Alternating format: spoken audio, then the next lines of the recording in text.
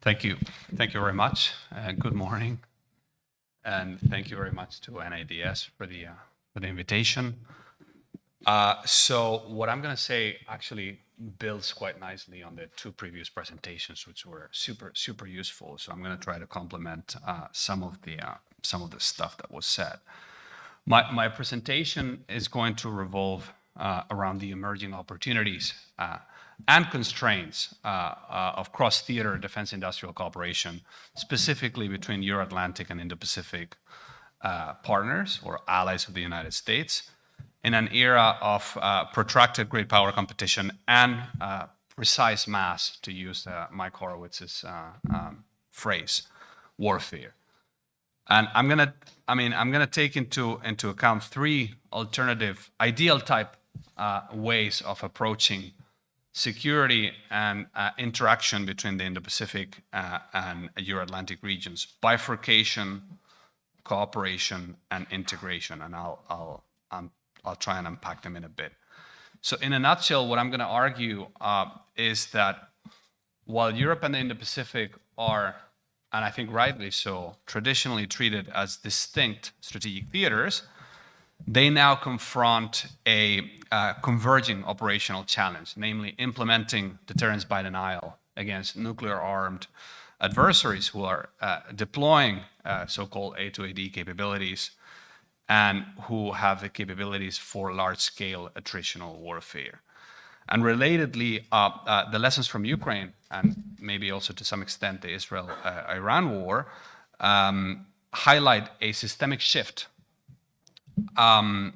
away from reliance on small numbers of exquisite platforms towards scalable, attritable, and network capabilities.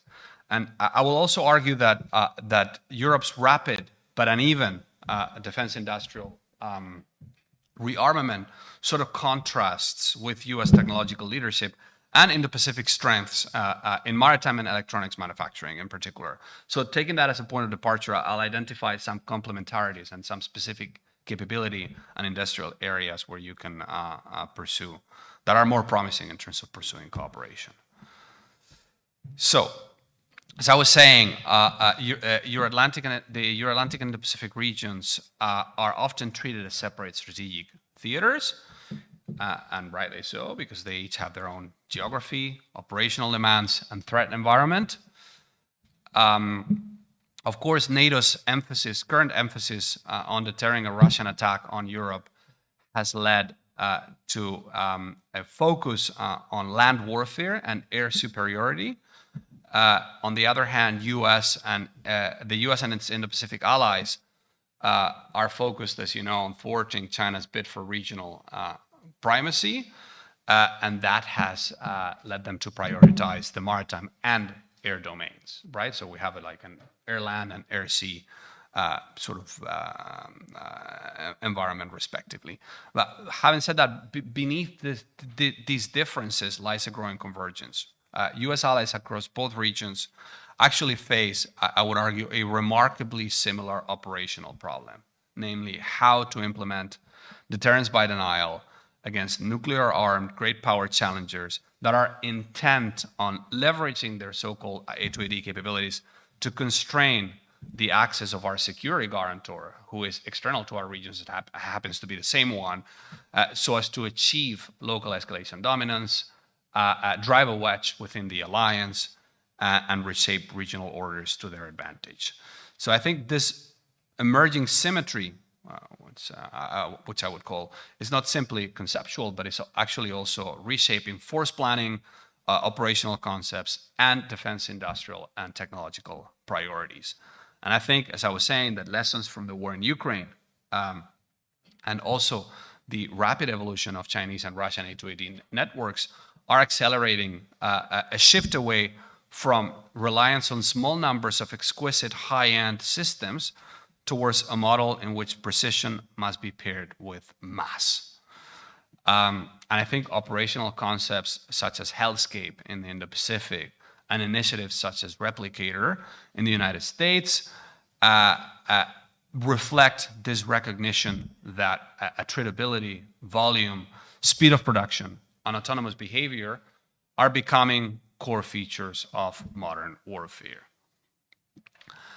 At the same time, the return of Donald Trump to the White House and Washington's prioritization of the Indo-Pacific, or seeming prioritization of the Indo-Pacific, and the growing stresses on U.S. defense industrial capacity have also revived longstanding questions about burden sharing and the ability of the U.S. to deter or fight two major regional conflicts simultaneously.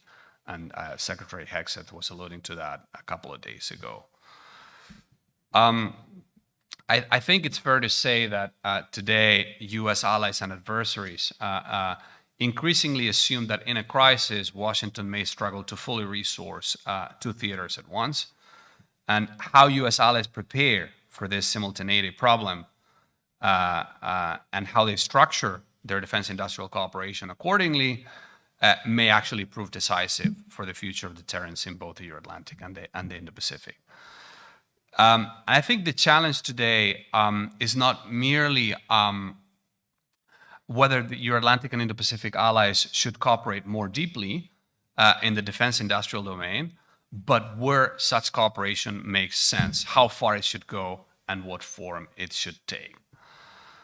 Because as I was saying, I mean, although geography and adversaries differ, the fundamental requirements of denial, in particular, and that was alluded to earlier as well, long-range strike,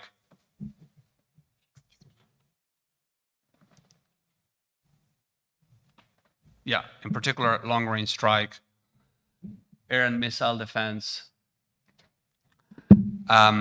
autonomous systems, ammunition depth, resilient networks, and search capacity are increasingly shared.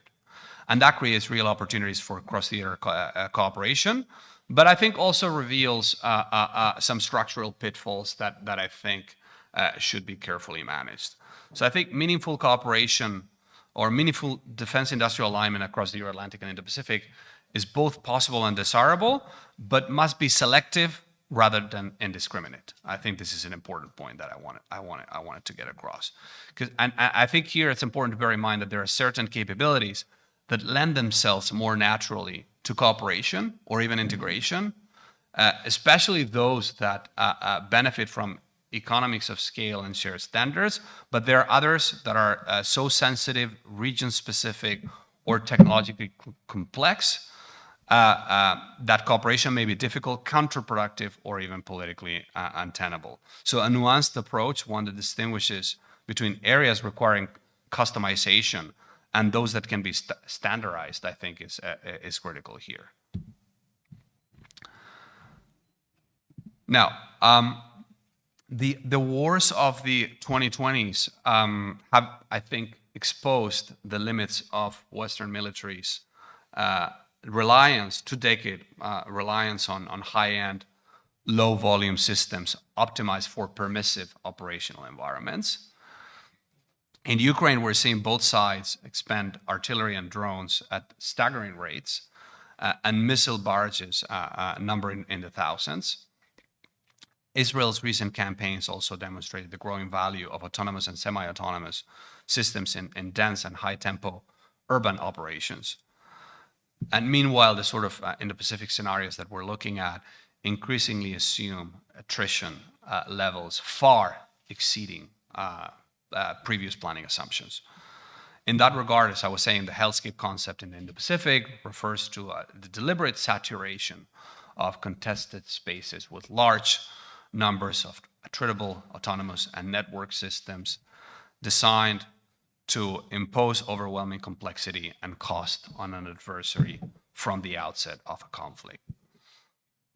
So rather than relying on a small number, and Mike Horowitz, of course, has written plenty on this, on a small number of exquisite platforms, the aim is to flood the battle space with distributed sensors, shooters, and decoys that degrade, confuse, and exhaust enemy forces. I think that approach reflects a broader shift towards deterrence by denial through volume, resilience, and sustained attrition rather than technologically superiority alone. And I think they sort of underscore a broader shift towards this concept of precise mass, where precision remains essential, but is no longer sufficient in isolation. So I think it's fair to say that modern warfare now demands a blend of scalable, attritable capabilities, flexible, software-driven architectures, resilient multi-layered networks, and the industrial capacity to sustain operations over time. I think whether in the Baltic region or the First Island chain, denial strategies hinge on the ability to rapidly impose costs, complicate adversary planning, and blunt early offensives. So I would say then that across both theaters, long-range fires, air and missile defense, and autonomous systems stand at the forefront of this shift. Now, countries in Europe, of course, are investing in deep precision strike at an unprecedented scale, while Indo-Pacific allies are focusing more on anti-ship, anti-air, and anti-access capabilities. I think both are also accelerating the adoption of drones, unmanned maritime platforms, electronic warfare tools, and software-defined battle networks. So the result is a significant alignment, I would say, in the kinds of capabilities and technologies that denial requires, even as operational environments differ. I think that sort of convergence lays the groundwork for deeper defense industrial cooperation between the US and its allies in the Euro-Atlantic and Indo-Pacific. Having said that, the ability to produce these capabilities at scale is lagging behind demand, particularly in Europe, actually, where decades of deindustrialization and just-in-time production have left governments scrambling to rebuild lost capacity. So I think that industrial shortfall is actually paradoxically one of the central factors linking the Euro-Atlantic and Indo-Pacific theaters together, particularly from a defense industrial perspective. Now, a few thoughts on Europe specifically. Now, I think that Europe's rapid rearmament in response to Russia's war against Ukraine has revealed both impressive momentum and significant structural weaknesses as well. And perhaps, as I was mentioning earlier, perhaps the most consequential shift concerns long-range strike, which has moved from a niche capability to a central component of European deterrence and European defense efforts. However, current efforts to field such systems have been hindered by long-standing industrial constraints. So missile manufacturers have historically produced in small batches, often shutting down production lines for years at a time, while key technologies such as turbofan engines for extended range cruise missiles remained heavily dependent on US suppliers. And even collaborative projects, European projects that is, are unlikely to deliver new capabilities in the short or medium term. So I think at the policy level, European governments face a dilemma. The urgency of deterrence pushes them towards rapid procurement from US and non-US, non-European suppliers, while strategic aspirations push them towards greater defense industrial and strategic autonomy. And I think recent shifts in procurement policy sort of illustrate this tension or dilemma, right? Some European states have publicly prioritized European or national origin for major defense purchases, but continue to buy from abroad when speed is paramount. And I think a similar pattern is also unfolding along Europe's eastern flank, where countries have turned to South Korean suppliers, for instance, as you know, for rapid deliveries of critical systems. Now, I would say that Europe's ammunition and missile production capacity has begun to scale, but remains insufficient for a protracted high-intensity conflict. And I think that EU initiatives like new financial instruments, expanded framework contracts, and efforts to attract new entrants represent important steps towards rebuilding defense industrial depth, but it might not be enough. In parallel, I think this is also important to note, European policymakers are exploring ways to integrate Ukrainian know-how, particularly in low-cost drones and rapid adaptation, into their emerging industrial architecture. However, there remains a risk of overcorrecting towards cheap and manned systems at the expense of high-end capabilities necessary for deterrence against Russia. So I think the broader challenge for Europe is to combine its growing political will and financial investments with structural reforms that enable sustained production at scale. I think without these reforms, the ambitions for autonomy will remain limited, and Europe's ability to contribute meaningfully to cross-theater burden sharing will remain constrained.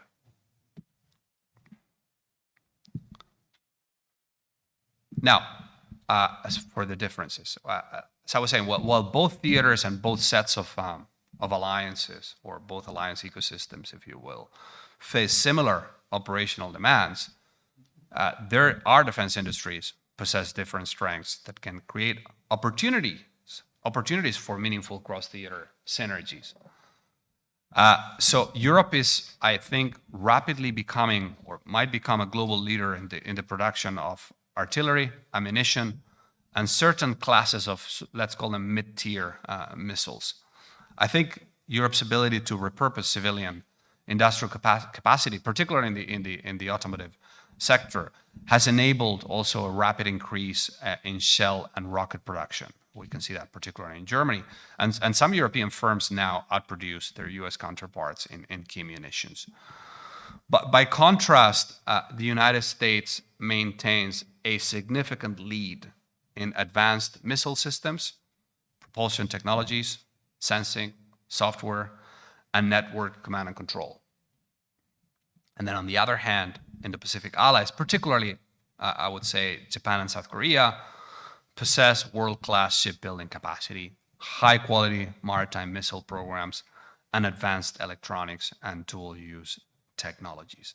I think these differentiated strengths suggest that cross-theater cooperation need not involve identical contributions. Indeed, the most effective approach may be some form of division of labor in which Europe specializes in scalable production of ammunition at mid-tier missiles.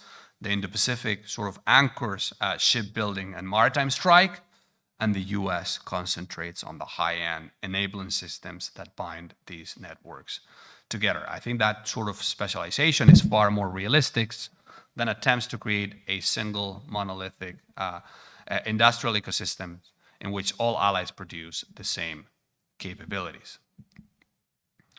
Now, of course, that's easier said than done. Now, as allies consider how to reconcile region-specific demands with shared strategic and technological challenges, I think we can think of three alternative, as I was saying, ideal type approaches for thinking about deterrence and security, and also defense industrial collaboration in a Euro-Atlantic and Indo-Pacific context. The first one of these would be bifurcation, a model in which the Euro-Atlantic and Indo-Pacific are treated as distinct with separate industrial requirements and strategies, separate threat hierarchies, and minimal cross-regional cooperation. This approach, of course, has the advantage of clarity and regional focus, but amplifies vulnerabilities elsewhere. It also risks replicating production lines, missing economies of scale, and exacerbating the challenge that the United States faces in supporting two theaters simultaneously. It's also inconsistent with the operational convergence that I described earlier. A second, more flexible model for thinking about all this stuff would be cooperation, which views the two theaters as distinct, as separate, but intertwined in a number of ways. And I think under this approach, each region would focus on its primary challenge. So Europeans on Russia, Indo-Pacific countries on China, well, are okay, of course, in a separate box, while pursuing deeper industrial and technological cooperation to exploit synergies and mitigate America's simultaneity problem.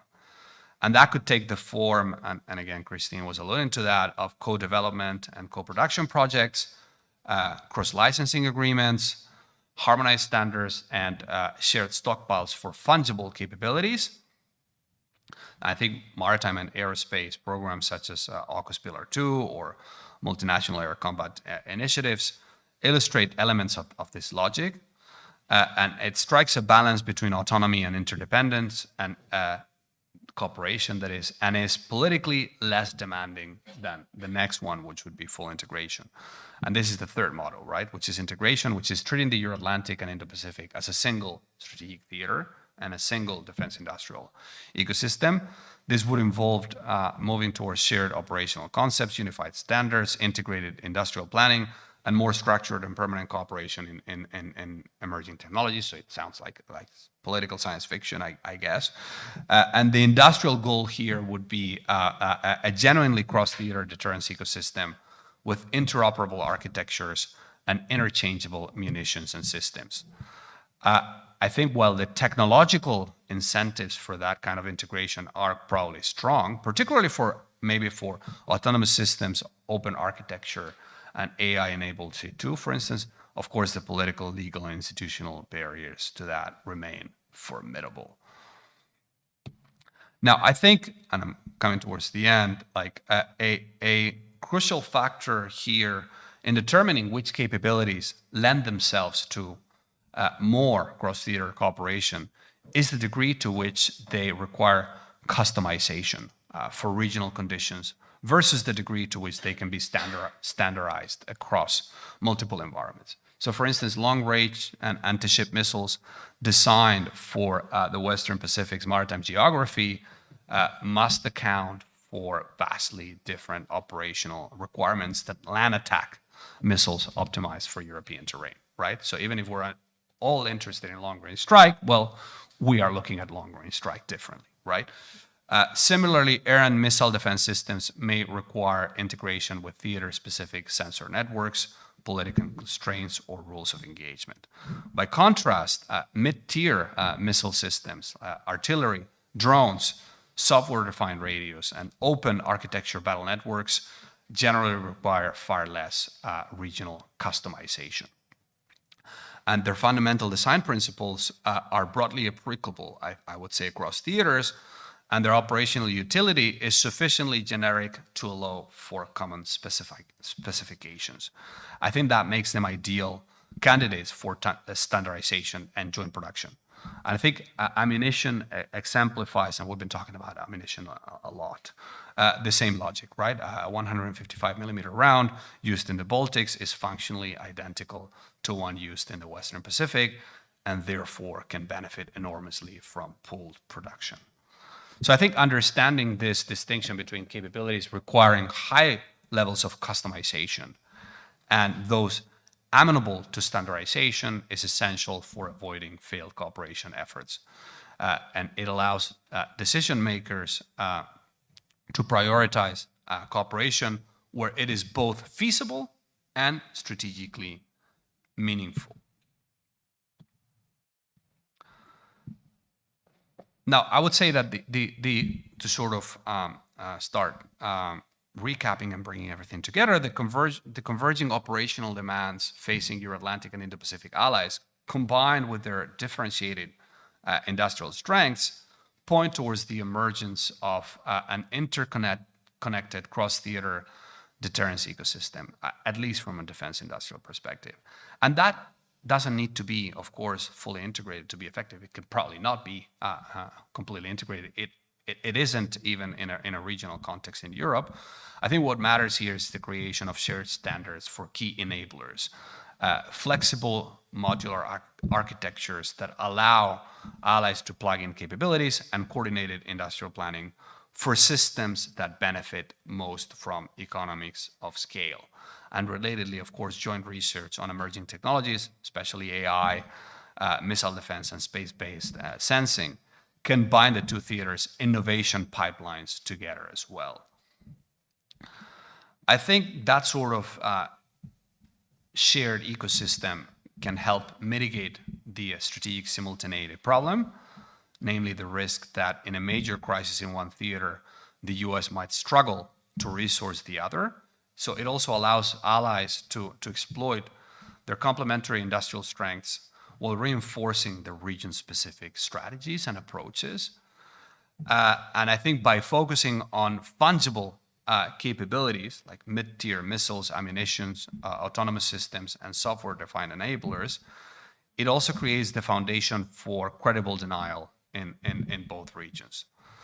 I think the alternative, fragmented industrial landscape, mismatched standards, and insufficient production capacity would impose costs on deterrence and leave US allies vulnerable to shocks and supply chain disruptions. So in an era of protectorate, attritional, and technologically dynamic warfare, the ability to produce together, even if it's just selectively, as I was saying, may increasingly determine the ability to deter in both regions. So to sum up, I would say that the Euro-Atlantic and Indo-Pacific theaters are entering an era in which defense industrial policy is as central to deterrence by denial as force posture or readiness. Allies, US allies that is, in both regions faced a shared operational problem, as I was saying, and the wars of the present decade have made clear that denial requires not just capability, but mass, not just innovation, but scale, not just exquisite systems, but adaptable and affordable ones. I think the convergence of strategic requirements and technological requirements across Europe and Asia creates meaningful opportunities for cross-theater collaboration, but only if pursued selectively and recognizing the existence of important differences in each operational environment. So I think a balanced approach rooted in the recognition that not all systems warrant the same degree of cooperation offers the way forward. And by focusing on those capabilities that benefit from standardization and economies of scale, while allowing for customization where regional geography demands it, the US and its Euro-Atlantic and Indo-Pacific allies can build an industrial foundation for deterrence that is both resilient and politically feasible. So in a world where the United States may be stretched thin and adversaries increasingly coordinate across regions, the ability of allies to reinforce each other through industrial cooperation will also matter more than ever, right? In the sense that deterrence by denial will depend not only on strategy and force design, but also on whether your Atlantic and Indo-Pacific partners can produce the right capabilities at the right scale at the right time. And I think the future of security in both theaters may hinge as much on what happens in factories and supply chains as on what happens on the battlefield. I'll leave it at that. Thank you.